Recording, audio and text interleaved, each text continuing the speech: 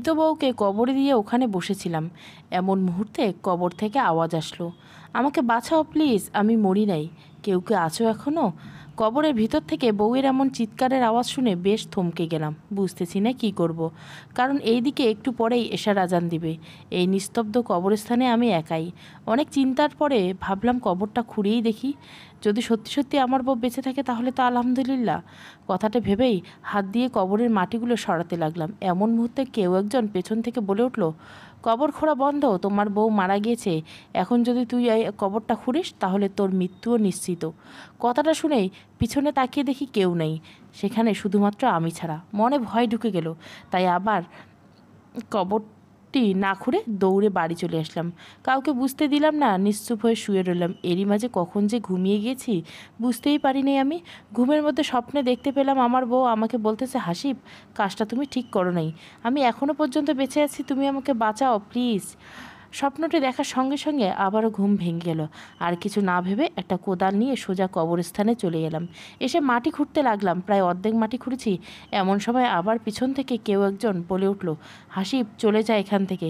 এইবার সাহস নিয়ে এলে বললাম, সাহস থাকলে আমার সামনে এসে কথা বলো, এমন চোরের মতো লুকিয়ে বলিস না তবুও।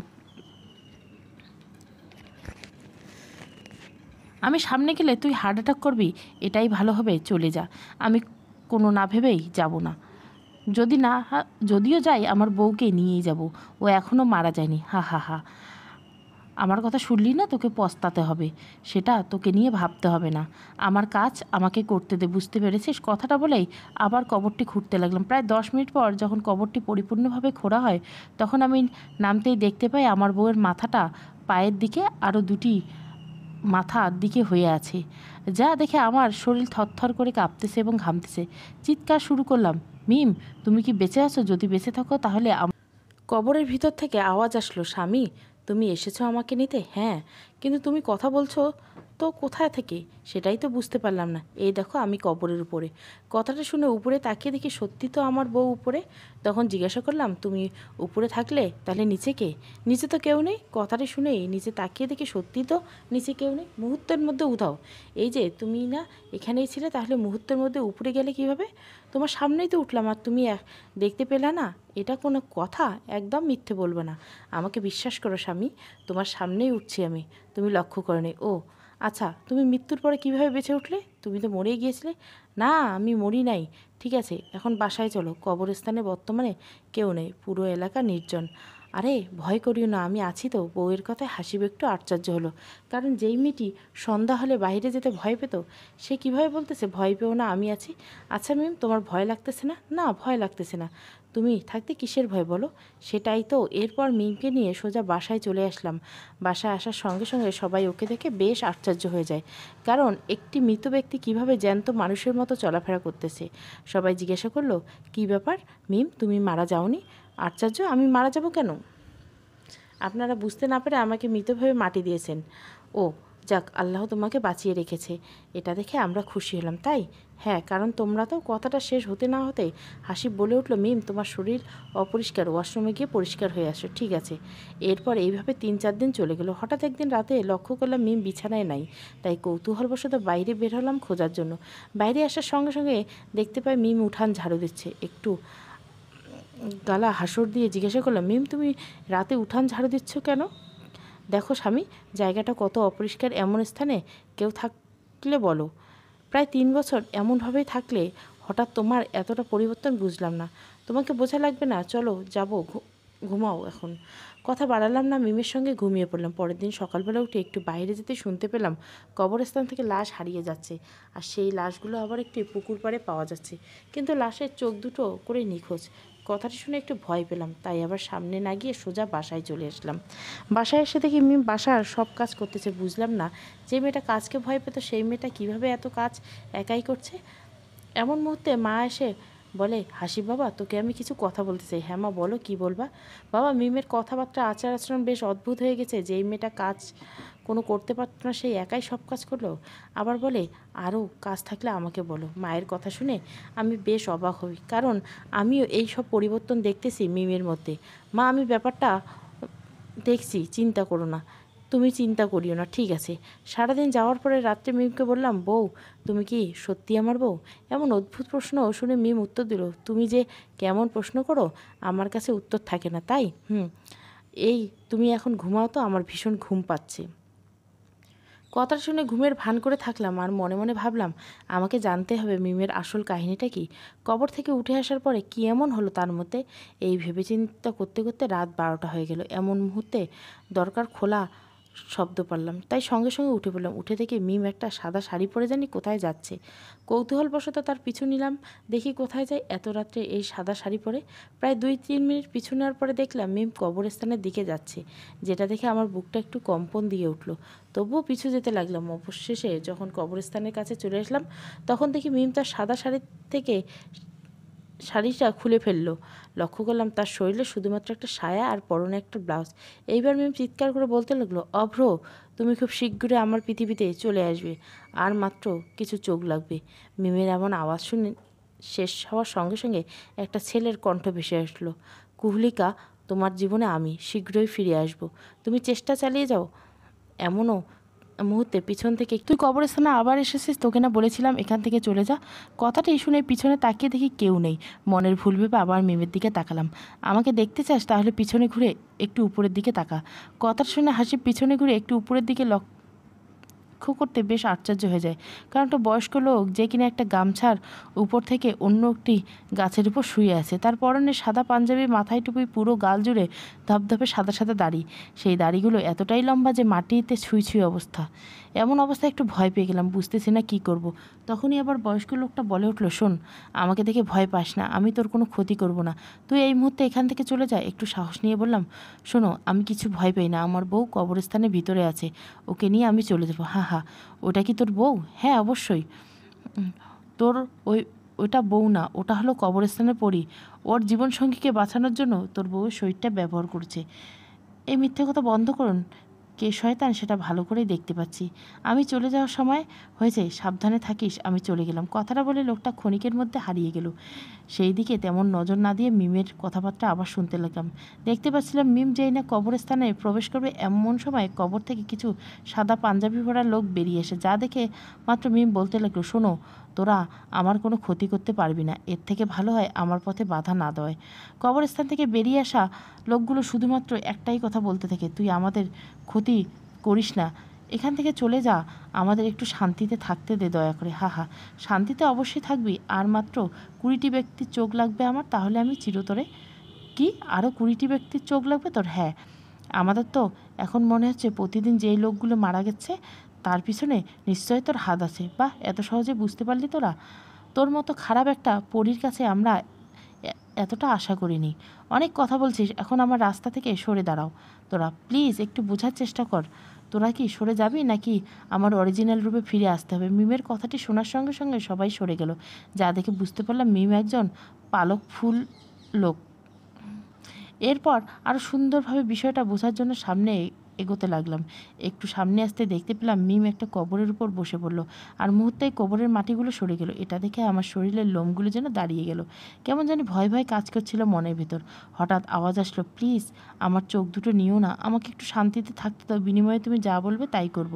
কবর থেকে আওয়াজটা আসলো, হা হা, তোকে মেরে ফেলে শুধুমাত্র তোর দুটি চোখের কারণে, এখন বলতেছে চোখ নিও না? ওদের কথায় যেন আমি কল্পনায় হারিয়ে গেলাম, কারণ মৃত ব্যক্তি কীভাবে কথা বলছে। তুমি চোখ নিয়ে কী করবা? তোমার এই চোখ দিয়ে আমি আমার ভালোবাসার মানুষকে আবারও এই পৃথিবীতে নিয়ে আসবো। এটা কীভাবে সম্ভব? অসম্ভবকে আমি সম্ভব করে দেখিয়ে দিব, যেটা কেউ কখনো করতে পারে না। কথাটি বলে মিম তার হাত দুটি মৃত ব্যক্তির চোখের ভিতরে ঢুকে দেয়, মুহূর্তের মধ্যে চোখ দুটো বাহিরে বের করে আনি। এইসব কিছু দেখে আমার কাছে স্বপ্ন মনে হচ্ছিল। চোখ দুটি তোলার সঙ্গে সঙ্গে সেই মৃত ব্যক্তি চিৎকার করে বলতেছে, আমাকে একটু শান্তিতে থাকতে দাও প্লিজ। কিন্তু কে শুনে কার কথা? মিম চোখ দুটো নেওয়া মাত্র কবরস্থান থেকে বাইরে চলে আসলো, এবং সেই চোখ দুটো আবার কবরস্থানের বাইরে এসে পানি খাওয়ার নলকূপ ছিল সেখানে ফেলে দিল। এরপর আবার কবরস্থানে এসে সেই মরাদেহটি টেনে টেনে পুকুর পাড়ে নিয়ে যায়, এবং মরাদেহ সেখানে রেখে মুহূর্তের মধ্যে গায়েব হয়ে যায় মিম। এখন বুঝতে পারলাম মিম আসলে আমার সত্যিকারের বউ না, আমার বউ মারা গেছে। এই শয়তান পরীটা আমার বউয়ের রূপ ধারণ করে চলে ফেরা করতেছে। তো মিমের এমন গায়েব হওয়ার সঙ্গে সঙ্গে আমি সেই নলকূপের কাছে চলে আসি। এসে নলকূপের ভিতরে একটু তাকাতেই দেখতে পাই ওর ভিতরে প্রায় 500-600 চোখের মতো রাখা হয়েছে। চোখগুলোর সঙ্গে চোখ রাখতে কেমন জানি মনে হলো ওরা আমাকে কিছু বলতে চাচ্ছে, কিছু বলতে পারছে না। সেই চোখগুলোর দিকে তাকাতেই আমার শরীরে কেমন জানি একটা অনুভূতি হলো। মুহূর্তে চোখ সরিয়ে নিলাম এবং বাড়ি আসার জন্য রওনা দিলাম। পুরো রাস্তায় একটাই কথা ভাবতে লাগলাম, মিমকে আমাকে দেখতে পেলো নাকি। হাজার চিন্তা যেন মাথায় ঘুরপাক কাটছিল। বাড়িতে এসে দেখি মিম উঠানে বসে আছে। দেখেই বোঝা যাচ্ছিল বেশ রাগান্বিত হয়ে গেছে। আমাকে দেখে কোকিল কণ্ঠে জিজ্ঞাসা করলো, স্বামী কোথায় গিয়েছিলে এতক্ষণ? এই তো টয়লেটে গিয়েছিলাম। কেন? কিছু না। না কিছু না, তোমার জন্য সেই কখন থেকে অপেক্ষা করছিলাম জানো। আচ্ছা সরি। আরে সরি বলতে হবে না, একটা কথা বলে মিম তোমাকে, প্লিজ রাগ করবে না? হ্যাঁ বলো। আমার জন্য একটা চা বানিয়ে নিয়ে আসবে, খুব ইচ্ছে করছিল খাইতে। এই ব্যাপার, তুমি অপেক্ষা করো 2 মিনিট, আমি চা বানিয়ে নিয়ে আসতেছি।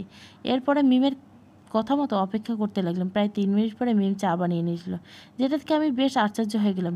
মিমকে জিজ্ঞাসা করলাম, এত ফাস্ট বানাইতে পারো? আগে বলো নেই কেন? হ্যাঁ সব পারি, কিন্তু আমাদের বাড়িতে তো গ্যাস ছিল না, তুমি চা কীভাবে বানালে? তার আগে উত্তর দাও। তার মানে? বুঝো না মানে? কিন্তু বুঝতে চাচ্ছি তোমাকে। কথাটা শোনা মাত্রই মিম বলে উঠল, তুই এত সহজে জানতে পেরেছিস আমি ভূত? বলতে হবে তোর মাথায় ট্যালেন্ট আছে। হ্যাঁ জানি তুমি ভূত। হা হা। স্বামী তুমি দেখি খুব সুন্দর অভিনয় করতে পারো, তোমাকে নাটক করতে দিলে ফাটিয়ে দিবে তুমি। মানে? আরে পাগল, আমি তোমার জন্য সন্ধ্যায় চা বানিয়ে এটি ফ্লাক্সে রেখে দিয়েছিলাম, তাই অত সহজে চা হয়ে গেছে, বুঝতে পারছো? ও হ্যাঁ। আর তুমি হুদায় কি বলতেছো না বলতেছো?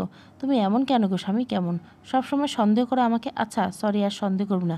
সন্দেহ করার একটা কারণও আছে, সেইটা হলো আমি তোমাকে অনেক ভালোবাসি, তাই বুঝি? ইদানিং তুমি কেন জানি আমার কাছে আসো না, আমাকে ভালোবাসো না, কেন এমন করছো? এটা তোমার মনের ভুল। আমি তোমাকে অনেক ভালোবাসি, বুঝেছো? তাহলে আমাকে আদর করো না কেন? কাছে আসো, আমাকে ভালোবাসায় পরিপূর্ণতা দাও। আচ্ছা ভালো লাগতেছে না, চায় খেয়ে ঘুমিয়ে যাব আমি। কথাটা শোনার সঙ্গে সঙ্গে মিম কান্না করতে থাকে। এমন অবস্থা থেকে হাসিব আবারও জিজ্ঞাসা করে, কান্না করছো কেন? তুমি যে আমাকে ভালোবাসা দিচ্ছ না এই কারণে? আরে চুপ করো, বাবা মা শুনতে পাবে তো। কান্না বন্ধ করতে পারি, এর জন্য আমাকে ভালোবাসা দিতে হবে তোমাকে। ঠিক আছে, তবুও চুপচাপ থাকো। কথাটা বলে ভাবতে থাকে, একটা পরীর সঙ্গে কীভাবে সহবাস করবে সে? যদি ভালোই হতো তবু কথা ছিল, সে যে একটা রাক্ষসী পরী। এই যে কি বিড়বিড় করতেছো? কাছে আসবেও নাকি কান্না শুরু করব? মিমের সঙ্গে পেরে উঠতে হাসি মিমের কাছ থেকে টেনে নিয়ে কিস করতে থাকে। এরপরে ধীরে ধীরে, রমজান মাস, বেশি গভীরে না যাই ভেবে নে কী হবে। বাধ্য ছেলের মতো একটি রাক্ষসী পরীর সঙ্গে সহবাসে লিপ্ত হয় হাসিব, কারণ তার আর কিছু করার নেই। যদিও কিছু করতে গেলে সে যদি পরবর্তীকালে ক্ষতি করে, এই জন্য। তো এইভাবে কেটে গেল সেই রাতটা। পরের দিন হাসিবের বোন সুবর্ণা হাসিবকে ডেকে বলে, ভাইয়া তোমাকে কিছু বলতে চাই। হ্যাঁ বল। আসলে ভাইয়া তোমাকে আমি সব কথা শেয়ার করি, কারণ তুমি আমার ভাইয়া, আমার বন্ধু, আবার আমার শত্রু। বল কি বলবি? কারণ কাল রাতে 2টার সময় কেউ একজন আমাকে ধর্ষণ করে, যার জন্য আমি মোটেও প্রস্তুত ছিলাম না। কি? তুই আমাদের ডাকিসনি কেন? আসলে যে আমার সঙ্গে এমন কাজ করে, আমি নিজেই তাকে দেখিয়ে নেই, সে কেমন? মানে আমাকে সব কাহিনী খুলে বল প্রথম থেকে। আমি যখন ঘুমের মধ্যে ছিলাম, এমন সময় অনুভব করলাম কেউ একজন আমার শরীর থেকে পোশাক খুলে ফেলতেছে এক এক করে। প্রথমত স্বপ্ন ভেবে নিশ্চুপ ছিলাম, কিন্তু যখন দেখলাম সে আমাকে অনেক কষ্ট দিচ্ছে, আমার ঘুম ভেঙে যায় আর আমি জেগে যাই। আশ্চর্যের বিষয় হলো ভাইয়া, তখনও কেউ আমার শরীর স্পর্শ করতেছিল, যেটা আমি অনুভব করছি, কিন্তু কাউকে দেখতে পাচ্ছিলাম না। ছোটো বোনের মুখে কথাটা শুনে নিস্তব্ধ হয়ে গেলাম। এইটা আবার কেমনে সম্ভব? আর কেই বা এমন কাজ করতে পারে? ছোটো বোনকে বললাম, শোন, এই কথাটা তুই আর আমি ছাড়া অন্য কেউ যাতে জানতে না পারে, কারণ আমাদের ক্ষতি হতে পারে। কী আর করা যায়, আমি সেটাই দেখছি। আচ্ছা ভাইয়া।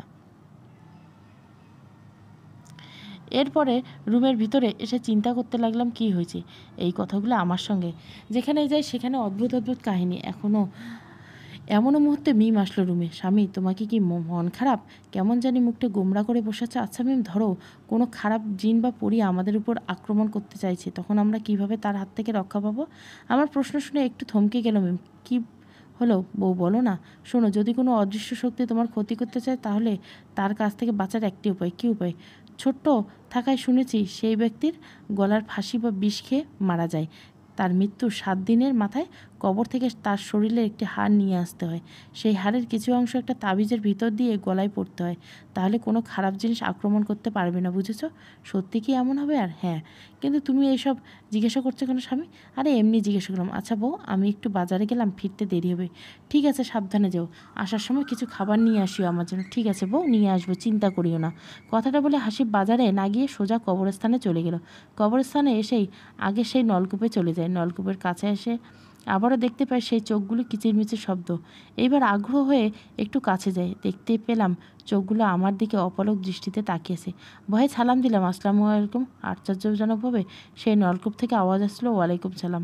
আরও ভয় পেলাম, তাই সরে আসতে বললাম, ভয় পেও না, আমরা তোমার কোনো ক্ষতি করবো না, তুমি আমাদের রক্ষা করো এই কবরস্থানের পরীটার হাত থেকে। আপনি কে, কোথা থেকে কথা বলছেন? আমার সামনে আসুন। যদি সামনে আসতে পারতাম অবশ্যই আসতাম। আমি নলকূপের ভেতর থেকে একটা চোখ কথা বলছি তোমার সঙ্গে। কি? চোখ কথা বলতে পারে? সবাই পারে, যাদের একটু আমল ভালো তারাই বলতে পারে। ও, তুমি কি জানো তোমার বউ একটা রাক্ষসী পরী? ওর কাজেই শুধু মানুষ মেরে ফেলা আর তার চোখ সংগ্রহ করা। হ্যাঁ জানি, কিন্তু এমন করে কেন বলতে পারবেন? ওর নাম হচ্ছে কুহেলিকা। ওর স্বামী মারা যাওয়ার পরে পাগল হয়ে গেছে, তাই নিজের স্বামীকে আবার এই পৃথিবীতে নিয়ে আসার জন্য এমন কাজ করছে। এটা কিভাবে সম্ভব? হ্যাঁ সম্ভব, কিন্তু এর জন্য অনেক পরিশ্রম করতে হয়, তাহলেই সম্ভব। ও, এখন আমার করণীয় কি? সর্বপ্রথম তোমাকে 9টি কবরস্থানে যেতে হবে। প্রত্যেক কবরস্থানে একটি শিমুল ফুলের গাছ থাকে, সেই গাছ থেকে একটি করে ফুল সংগ্রহ করতে হবে। ওকে নিয়ে আসবো। তুমি যতটা সহজ ভাবছো এই কাজটা ততটা সহজ নয়। এর প্রত্যেক ধাপেই বাধা আছে, সেই বাধাগুলো তোমাকে অতিক্রম করতে হবে। কি বলেন? হ্যাঁ। পরে তোমাকে ওই পরীর বাম হাতে একটি আঙ্গুলের রক্ত নিয়ে আসতে হবে। ঠিক আছে, আমি চেষ্টা করব। যদি তোমার এই কাজের মধ্যে একটু ভুল হয়, ওই পরই তোমাকে মেরে ফেলবো। ও শোনো, এই কথা তুমি একাই করবে। যদি সম্পূর্ণ করো তবে আমরা মুক্তি পাবো এখান থেকে। আমি আপনাদের মুক্তি করে ছাড়বো, কথা দিলাম। এখন আসি। এরপরে বাড়ি আসার সময় মিমের জন্য কিছু খাবার নিয়ে আসলাম। বাড়িতে এসে দেখি মিম রুমের মধ্যে শুয়ে আছে। আমাকে দেখা মাত্রই জিজ্ঞাসা করলো, স্বামী তুমি এসেছো? হ্যাঁ আসলাম, এই নাও তোমার খাবার। আচ্ছা স্বামী, তোমার কাছে একটা জিনিস চাইবো, আমাকে দেবে? কি সেটা বলো। তোমার চোখ দুটো আমায় চাই। তোমার চোখ দুটো আমার ভীষণ পছন্দ। মানে? আরে কিছু না, এমনি বললাম। মানে তোমার চোখ দুটো অনেক সুন্দর, এই জন্য বলছিলাম তোমার চোখ দুটো আমাকে দিবে। এমন মুহূর্তে মা ডাকলো, তাই রুম থেকে বের হয়ে মায়ের রুমে আসলাম। বলো মা। বাবা, প্রতিদিন আমাদের এলাকার একটি করে গরু এবং একটি করে মানুষ মারা যায়, তুই বাইরে থাকিস না, তোকে নিয়ে আমার অনেক ভয়। আচ্ছা মা, ঠিক আছে, চিন্তা করি না। কথাটা বলে আবার রুমে চলে আসলাম। রুমে আসা মাত্রই দেখি মিম নেই, তাই ওকে খোঁজার জন্য বাইরে চলে আসলাম। এসে দেখি ও বাজারের দিকে যাচ্ছে, আমি তার পিছু পিছু যেতে লাগলাম। বেশ কিছুদূর যাওয়ার পরে মিমের সঙ্গে একটি ছেলের দেখা হয়ে যায়। ছেলেটিকে দেখা মাত্র মিম বলতে থাকে, তোমাকে আমার ভীষণ পছন্দ হয়েছে, এই মুহূর্তে তোর রক্ত পান করব আমি। ছেলেটা মিমের এমন কথা শুনে ঠাস করে একটা থাপ্পড় দেয়। ঠাস ঠাস, পাগলি, পাগলামি করার জায়গা পাও না, আমার সঙ্গে পাগলামি করতে এসেছে। এটা দেখে মিম বেশ রাগান্বিত এবং সেখানে পরিরূপে চলে আসে। যা দেখে ছেলেটি চিৎকার করতে যাবে, এমন সময় মিম থেকে আছাড় মেরে ওখানেই মেরে ফেলে আর বলে, আমাকে থাপ্পড় মারিস? এইসব দেখে আমি কি করব বুঝতে পারছিলাম না, কারণ এমন মৃত্যু কখনোই দেখিনি। এরপর মিম অদৃশ্যভাবে তরোয়াল নিয়ে আসলো এবং ছেলেটির গলা কেটে তার রক্ত পান করতে লাগলো। বেশ কিছুক্ষণ পর রক্ত পান করা করে আবারও যেন কী মনে হলো ছেলেটির শরীর থেকে চামড়া কেলাতে লাগে, যাকে বলে চামড়া উঠাতে লাগে। এই দেখে শরীরের লোম ক্ষণিকের মধ্যে দাঁড়িয়ে যায়, কারণ ভয় লাগা শুরু হয়েছে আমার। তো শরীর থেকে চামড়া আলাদা করার পরে যেই না ফেলা মাথাটা চোখ থেকে আলাদা করতে যাবে, এমন মুহূর্তে আমি একটু কাশি দেই আর সঙ্গে সঙ্গে মিম শব্দ শোনার সঙ্গে সঙ্গে মিম সেই মৃত লাশটিকে ছেড়ে হাসিবের দিকে চলে আসে। এটা দেখে মাত্র হাসিব নিশ্চুপ হয়ে সেখানেই থাকে। এদিকে মিম ওখানে এসে তন্ন তন্ন করে খুঁজতে লাগে, কিন্তু কাউকে পায় না, বরং হাসিব সেখানেই ছিল। দেখতে না পাওয়ার কারণ একটুও বুঝতে পারে না। খুঁজে না পাওয়ার কারণে মিম সেই লাশটার কাছে গিয়ে চার চোখ দুটো তুলে নেয় এবং কবরস্থানের দিকে রওনা দেয়। কবরস্থানে এসে আবার সেই নলকূপের কাছে গিয়ে চোখ দুটো ভেতরে ফেলে দেয়। এমন মুহূর্তে নলকূপের ভেতর থেকে আওয়াজ আসলো, কুইলিকা, তোর মরণ খুব শীঘ্রই আসতেছে, আমাদের কিচ্ছু করতে পারবি না, কখনোই তোর মনের ইচ্ছা পূর্ণ হবে না। আমার সঙ্গে পাঙ্গা নিবে এমনকি এই পর্যন্ত পৃথিবীতে জন্ম নেয়নি, একটু ধৈর্য ধর, হা হা, দেখা যাবে কি করতে পারিস তুই। সেই চোখগুলো কথার কোনো রিপ্লাই না দিয়ে মিম সামনে আসতে থাকে। তো একটু পরেই আসতে হাসিব দেখতে পায় সেই বুড়োটা মিমের সামনে দাঁড়িয়েছে। মিম শোনো। হ্যাঁ বলো, কি বলবা? তুমি যে কাজটা করতেছিস এটা কখনোই সম্ভব না। আমি তোর বাবা বলতেছি, এমন কাজ আর করিস না। আমি আমার ভালোবাসার মানুষকে পৃথিবীতে আবার মানুষ রূপে আনতে চাই, এটাই আমার শেষ কথা। তো এদের দুজনের কথায় হাসিব বুঝে যায় যে এরা বাবা মেয়ে। বুঝলাম, কিন্তু হাসিবের জীবন নষ্ট করতেছিস কেন? ওর তো কোনো অপরাধ নেই বাবা। ওর সঙ্গে থাকাটা বর্তমানে আমার প্লাস পয়েন্ট, কারণ ওর বউয়ের পাশে থেকে আমাকে সম্পূর্ণ করতে হবে। যদি হাসিব জানতে পারে এই সব কিছু, তখন কি করবি? ওকে মেরে ফেলবো। তোকে নিয়ে পরিলোকে আমি গর্ব করতাম, আমার মেয়ের মতো ভালো এবং সৎ মেয়ে পৃথিবীতে নেই। সেই মেয়ে তুই? বাবা একটা কথা বলি। হ্যাঁ বলো। আচ্ছা বাবা, আমার কেন জানি মনে হচ্ছে এখানে দুজন ছাড়া আরও একজন ব্যক্তি আছে যে আমাদের কথা শুনতে পাচ্ছে, কিন্তু আমরা দেখতে পাচ্ছি না। হা হা, বাবা হাসতেছো কেন? বললে না তো এখানে কি আছে? হ্যাঁ, এখানে আমরা দুইজন ছাড়া আরও একজন ব্যক্তি আছে যে আমাদের কথা শুনতে পাচ্ছে, আমাদের দেখতে পাচ্ছে, এবং আমিও তাকে দেখতেছি। কি? সেই লোকটা একদিন তোকে শেষ করবে যদি তুই এই মৃত্যুর খেলা বন্ধ না করিস। বলো কে আছে? প্লিজ বাবা, প্লিজ। এটা আমি বলতে পারবো না, তবে মাথায় রাখবি একজন তোকে সবসময় ফলো করতেছে, কিন্তু তুই তাকে ধরতে পারবি না, দেখতেও পারবি না। তোমার কথা বুঝতে পেলাম না, তুমি তোমার মেয়ের বিপক্ষে চলে গেছো? তোর যেটা ইচ্ছা সেটা তুই ভাবতে পারিস।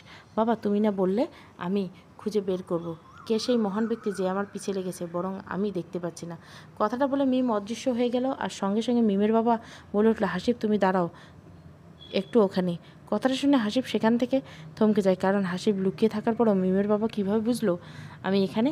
শোনো, চিন্তার কিছু নেই, মিম এখান থেকে চলে গিয়েছে, এছাড়া তোমাকে দেখতে পাচ্ছে না। হাসিব জিজ্ঞাসা করলো, আচ্ছা মিম আমাকে কেন দেখতে পেলো না? কারণ নলকিপের ভেতরের চোখগুলো তোমাকে কিছু পাওয়ার দিয়েছে, কারণ খারাপ কিছু তোমাকে দেখতে পারবে না কবরস্থান বা কোনো খারাপ কাজ করার সময়। আশ্চর্য, আমাকে ওরা কখন এমন পাওয়ার দিল আমি তো বুঝতে পারছি না। কাল তুমি যাদের সঙ্গে দেখা করতে যাচ্ছিলে, এমন মুহূর্তে ওই চোখগুলো কি তোমার দিকে তাকিয়েছিল? হ্যাঁ, তখন ওই সময় দিয়েছে যেটা তুমি বুঝে উঠতে পারোনি। আচ্ছা, তুমি আমার দিকে তাকিয়ে কথা বলতেছো না কেন? কারণ আপনার এই বড় বড় চোখ আর লম্বা লম্বা দাড়ি, আবার আপনি এতটাই বড় যে আপনার দিকে তাকাতেই ভয় পাচ্ছি। ভয়ের কোনো কারণ নাই, আমি তোমার কোনো ক্ষতি করব না, এটা বিশ্বাস করতে পারো। বিশ্বাস করি, কিন্তু আপনাকে একটা কথা জিজ্ঞাসা করি। বলো, কি জানতে চাই? মিম আপনার মেয়ে, কিন্তু আপনার মতো একজন বাবা থাকতে মিম এমন হলো কেন? আসলে বাবা কি হয়েছে, মিম একটা ছেলেকে অনেক ভালোবাসতো, তার নাম অভ্র। বেশ ভালোই যাচ্ছিল দিনগুলো, হঠাৎ একটা দমকা হওয়া এসে অভ্র মারা যায়। এরপর থেকে আমার মেয়েটা পাগলের মতো হয়ে যায়, কারো কথা শুনে না, মুখে শুধুমাত্র একটাই কথা, আমার অভ্রকে ফিরিয়ে দাও। আমি অভ্রকে অনেক ভালোবাসি, ওকে ছাড়া বাঁচবো না। এরপরে ওর মাথায় একটা ধান্দা, অভ্রকে সে ফিরে পাবে। এটা কখনোই সম্ভব না, আর হ্যাঁ দুনিয়াতেই সম্ভব। এর জন্য কঠোর পরিশ্রম করতে হবে, তাহলেই হবে। ও আচ্ছা, মিমকে কি অভ্র ফিরিয়ে আনতে কত দূর পেরেছে যদি বলতেন? অভ্র প্রায় অর্ধেক এসেছে, কিন্তু কেউ তাকে দেখতে পারে না। পরিপূর্ণতা পেলে সম্পূর্ণ শরীর পাবে। ও অভ্র যদি চায় কোনো মেয়েকে ধর্ষণ করতে, তাহলে সে করতে পারবে। তাকে কি কেউ দেখতে পারবে না? পারবে, কিন্তু কেউ চোখ বুঝতে পারবে না। কী এমন খারাপ কাজ তার সঙ্গে করতেছে, বুঝেছো? হ্যাঁ, তুমি সবসময় সাবধানে থাকো, কারণ মিম কখন কী করে বসে বলা যায় না। ঠিক আছে, ভালো থাকবেন আপনিও। আমি এখন আসি। কথাটা বলে হাসিব যেই না একটু এগোতে যাবে, এমন মুহূর্তে আবার মিমের বাবা বলে, তোমাকে মিম মেরে ফেলতে হবে। নিজের মেয়ে নিজেই মেরে ফেলতে বলছেন? আপনি কেমন বাবা? আমি চাই না আমার মেয়ের জন্যে এই পৃথিবীর মানুষগুলো প্রাণ যাক, কারণ তাদের পরিবার,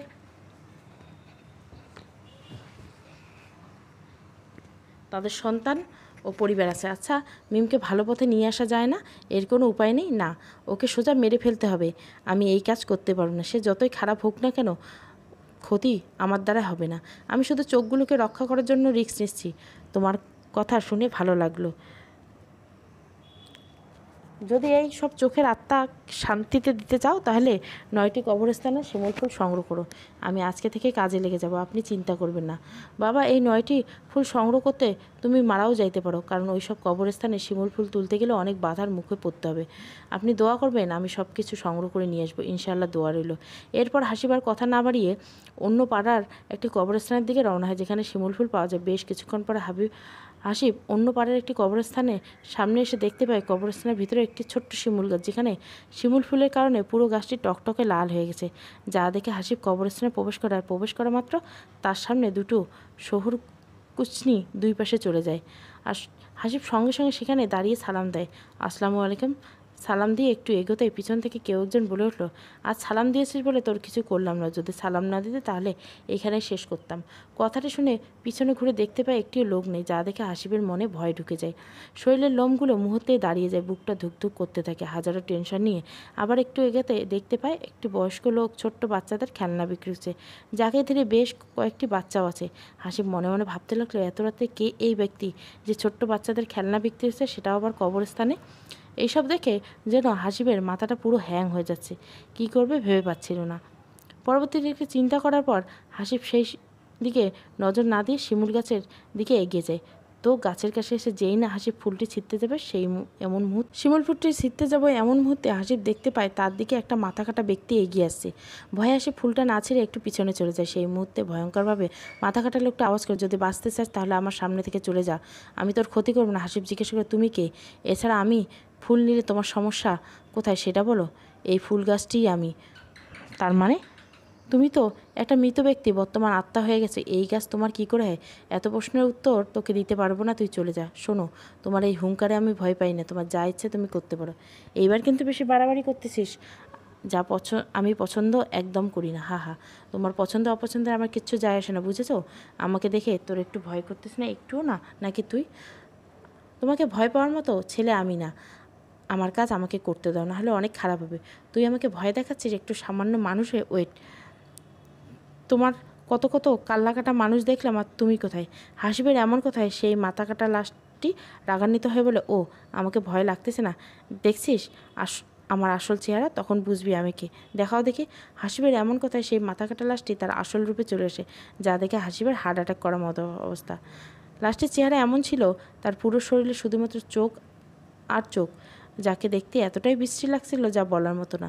দ্বিতীয়ত মাথাটা ছিল না, এর মাথাটা ছিল ওর এক হাতের উপর। এমন টাকা ভয় পাওয়ার পরেও হাসিবের মনে একটু শক্তি নিয়ে বলল, দেখো তুমি যেমনি হও না কেন, আমি ভয় করব না। আমার এই ফুল চাই। সত্যিই তো সাহস আছে, আর এমনিতে এমন সাহসী মানুষের জন্য অপেক্ষা করছিলাম। কবে তার রক্ত পান করতে পারবো, আর আমি আমার নিজের শক্তি ফিরে পাবো। মানে আমি 99টি মানুষের রক্ত পান করেছি 260 বছর আগে। এরপর শুধুমাত্র একটি সাহসী ব্যক্তির অভাবে আমি নিজের শরীরে ফিরিয়ে আনতে পারিনি। এখন তোর রক্ত সেবন করে আমি আগের চেহারায় ফিরতে চাই। এটা কখনোই সম্ভব না। আমি তোমাকে রক্ত পান করতে দিব না। তাহলে এই ফুল তুই কখনো পাবি না। আমার এই ফুল চাই যে কোনো প্রকারে। শোন, তুই আমাকে রক্ত দিবি, আমি তোকে ফুল দিব, কথা দিলাম। সেইটা কিভাবে? তুই আমাকে শুধুমাত্র তোর শরীরের অর্ধেক রক্ত দে, তাহলেই হবে। তোমাকে অর্ধেক রক্ত দিলে আমি কি বাঁচবো? আমি তো মারা যাবো। না, তোর কিছুই হবে না, আমি বলে দিলাম। আর যদি না দিস তাহলে কোনোভাবে এই ফুল নিতে পারবি না। এমন কথা শুনে হাসিব ভাবতে থাকে, রক্ত যদি না হয় তাহলে ফুল দিবে না, আর যদি রক্ত অর্ধেক দেয় তাহলে ফুলটি ছিটতে দিবে। বেশ কয়েক মিনিট ভাবার পর হাসিব সেই মাথা কাটা লাশকে বলে, ঠিক আছে, আমি রক্ত দিব তোমাকে, কিন্তু তোমাকে কথা দিব হয়তো এর জন্য আমাকে শিমুল ফুলটি দিতে হবে। হ্যাঁ, অবশ্যই দিব। আচ্ছা, তাহলে আমার রক্ত না, ধৈর্য ধরো। কথাটা বলার সঙ্গে সঙ্গে মাথা কাটা লাশটি কী যেন একটা দোয়া পড়ে, সঙ্গে সঙ্গে একটা বিশাল বড় সাপ সেখানে এসে উপস্থিত হলো। সাপটি উপস্থিত মাথা কাটা লাশটিকে বলে, আপনার কথা মতো আমি একটি সাহসী মানুষকে এখানে উপস্থিত করেছি। দয়া করে তার শরীরের অর্ধেক রক্ত আপনি সেবন করুন এবং আমাকে মুক্তি দিন। এই কথা শুনে হাসি প্যান্টে হিসু করে দেওয়ার মতো অবস্থা। এই যে তুমি কি বলতেছো এইসব? সাপ আমার শরীরের রক্ত কেন খাবে? আমার সঙ্গে কথা হয়েছে তোমার সঙ্গে, তুমি রক্ত নেবে। হ্যাঁ, আমি নিতেছি না কেন, এক মাধ্যমে। কিন্তু আমাদের তো এমন কথা ছিল না। তুমি এখন এখন এমন কাহিনী করতেছো কেন? আমি নেওয়া, যেই নেওয়া কথা উনি নেওয়া, সেই একই কথা। উনি মানে? তুই এসব বুঝবি না। এখানে শুয়ে পর, নিখুঁতভাবে রক্ত নিয়ে চলে যাবে। না, আমি এই সাপের সামনে কখনো নিজেকে বিলিয়ে দিব না। এমন মুহূর্তে সেই সাপটি বলে উঠলো, আমি তোমার ক্ষতি করব না, আমাকে বিশ্বাস করতে পারো। কিন্তু তুমি না সাপ, তুমি কিভাবে কথা বলতে পারো? তোমার আসল পরিচয় কী সব পরে জানতে পারবে। এখন আমাকে রক্ত দাও তোমার শরীরে। যদি আমার ক্ষতি করেন, না ক্ষতি করবো না, শুধুমাত্র অর্ধেক রক্ত খাবা তোমার আমি। এরপর অনেক আকুতি মিনতি করার পর হাসিব রাজি হয়ে যায় রক্ত দেওয়ার জন্য। যেই ভাবনা সেই কাজ। হাসিব সেই বিশাল বড় সাপটির সামনে শুয়ে পড়ে রক্ত দেওয়ার জন্য। আর সেইটা দেখে সাপটি আস্তে করে সেই ছোবল দিয়ে শরীর থেকে অর্ধেক রক্ত চুষে নেয়। রক্ত নেওয়ার শেষে সেই সাপটি বলে ওঠে, তোমার রক্ত নেওয়া হয়েছে, তুমি উঠতে পারো এখন। কথাটা শুনে হাসিব উঠতে যাবে, এমন মুহূর্তে হাসিব উঠতে পারে না, কারণ তার শরীরে অর্ধেক নেওয়ায় কারণে শরীর বেশ দুর্বল হয়ে গেছে। তখন সেই মাথা কাটা লাশটা হাসিবকে উঠে দাঁড়াতে সাহায্য করে, যা দেখে হাসিব আশ্চর্য হয়ে বলে, কারণ যেই ব্যক্তি একটু আগে কত খারাপ আচরণ করলো সেই এখন তাকে সাহায্য করতেছে, নিশ্চয় কোনো কারণ আছে। আমাকে ছেড়ে দাও, আমি ঠিক আছি। কতটা ঠিক আছো আমি বুঝতে পারছি। এই, তোমার কণ্ঠ মেয়ে মানুষের মতো হলো কীভাবে? একটু আগে তো ছেলে মানুষের মতো কণ্ঠ কথা বলছে। আরে পাগল, আমি আমার আসল রূপে আসতেছি এখন। মানে সব খুলে বলবো একটু তোমাকে। এই মুহূর্তে বলো তোমার আসল কাহিনী, আমি এক্ষুনি শুনতেছি। ঠিক আছে, বলতেছি। আমার নাম হলো এরিকা। আমি একটি অভিশাপের কারণে এমন হয়ে গেছিলাম। আজ থেকে 600 বছর আগে সেই অভিশাপ থেকে আজ মুক্তি হলো শুধুমাত্র তোমার কারণে, আমার কারণে। আমাকে বলা হয়েছিল তুই যদি 100 মানুষের জীবন নিতে পারবি না ততদিন এমন মাথা কাটা রূপে থাকবি, সেটা আবার ছেলে বেশে। অভিশাপ শুনে একটু হেসেছিলাম, কারণ 100টি মানুষের জীবন নেওয়া আমার হাতে একটি খেলনার মতো। ঠিক তখনই বলে উঠেছিল 99টি মানুষকে মেরে ফেলার পরে 100 নম্বর যেই মানুষটিকে মারবি তার রক্ত সেবন করবি, তাকে সাহসী হইতে হবে। এরপর 99টি মানুষকে হত্যা করি, তাদের রক্ত সেবন করি, কিন্তু 100 নম্বর মানুষটি কোনোভাবে সাহসী হচ্ছিল না, তাই বেশ কষ্টেই দিন যাচ্ছিল। আশা ছেড়েই দিয়েছিলাম, কিন্তু কোনো এক কারণে আজ তোমার সঙ্গে দেখা হলো, আর সেই কাঙ্ক্ষিত সাহসী মানুষটি হলো তুমি। ও, বুঝতে পেরেছি এখন তোমার আসল কাহিনী। বোঝার জন্য ধন্যবাদ। প্লিজ এখন আমাকে শিমুল ফুলটি ছিঁড়তে দাও, নইলে অনেক মানুষকে জীবন বাঁচাতে পারবো না। কেন? এইসব বলার এখন সময় নেই, পরে কোনো একদিন তোমাকে বলবো। এখন আমাকে এই ফুল ছিঁড়তে দাও। হাসিব কথা মতো সেই মাথা কাটা লাশটি শিমুল গাছ থেকে একটি শিমুল ফুল ছিঁড়ে নেয়, আর সঙ্গে সঙ্গে সেই মাথা কাটা লাশটি সে আগের রূপে চলে আসে, যা দেখে হাসিব আকাশ থেকে মাটিতে পড়ে। কারণ এত সুন্দর মেয়ে সে কখনো নিজের চোখে দেখেনি। আহা কি রূপ! যে কোনো পুরুষ তাকে একবার দেখলে প্রেমে পড়ে যাবে।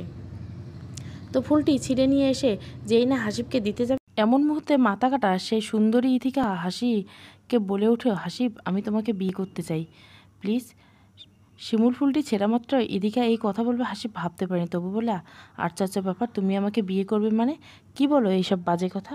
বাজে কথা নয়, তোমার মতো সাহসী পুরুষ আমার জীবনে খুব প্রয়োজন।